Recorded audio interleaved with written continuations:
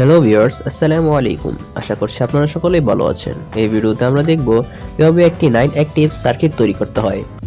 যার জন্য আমাদের প্রয়োজন একটি পিসিবি বোর্ড। সবগুলো কম্পোনেন্টস একটি জায়গায় কানেক্ট করার জন্য আমরা পিসিবি বোর্ড নিব, একটি 5mm এলডিআর, একটি 100K ভেরিয়েবল রেজিস্টর,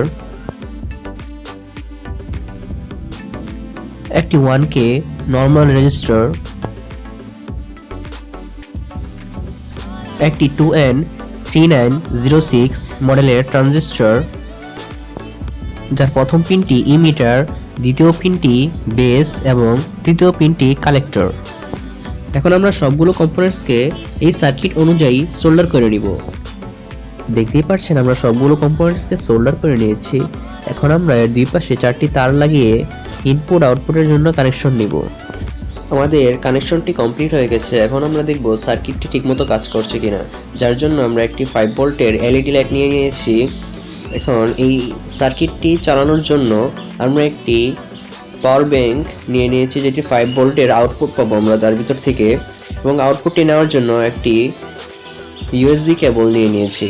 এখন সবগুলো একসাথে কানেক্ট করে আমরা দেখব। দেখতেই পাচ্ছেন কানেক্ট করার সাথে সাথেই লাইটটি কাজ করা শুরু করেছে, কারণ এই রুমটা একটু ডার্ক টাইপের। এখন আমরা এর উপরে আলো দেওয়ার সাথে সাথে দেখতে পাচ্ছেন লাইটটিও বন্ধ হয়ে যাচ্ছে, তার মানে আমাদের সার্কিটটি ভালোভাবেই কাজ করছে। যদি এই ভিডিও সম্পর্কে আপনাদের কোনো প্রশ্ন থেকে থাকে অথবা আপনারা কোনো বিষয়ে আলাদা করে ভিডিও চাচ্ছেন, তাহলে অবশ্যই কমেন্ট বক্সে জানাবেন। ধন্যবাদ। Thanks watching for this video.